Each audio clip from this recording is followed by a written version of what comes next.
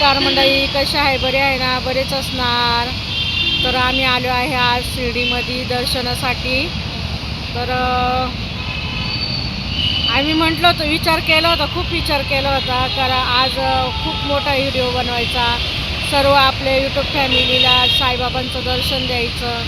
खूप विचार वेगळा केला होता, पण अशा कारणानुसार विचार हे झाला ना, काय ना,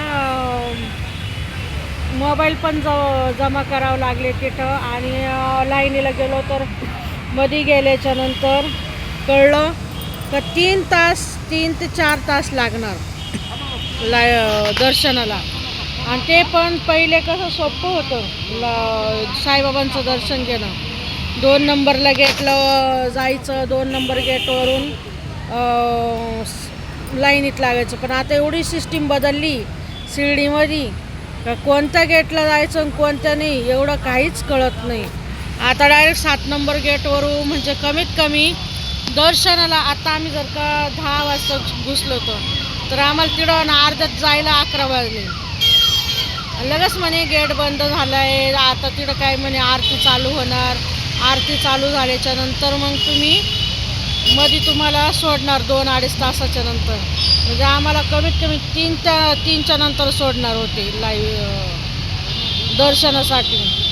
आणि पहिले कसं कोणत्याही गेटनी घुसा काही टेन्शन नव्हतं. आता असं झालं ना, पास काढा. ह्या गार्डनला मधल्या साईबाबाच्या मंदिरात जाण्यासाठी पहिले पास नव्हता लागत, आता पास लागतो. गार्डनमध्ये जायला पास लागतो. म्हणजे चौकड जाण्यासाठी नुसता पास. आणि नुसती पैशांची भरती चालू इथं. गोरगरीब आहे ना, हे बा असा हातावर जवळ जातं खात आहे. गोरगरिबांसाठी काहीच नाही सरकारकडं. फक्त हे संस्थावाले फक्त संस्थावाले याच्याकडून पैसे लूट आणि त्याच्याकडून पैसे लूट. आणि हे बा अशी दादागिरी बघा कायचं.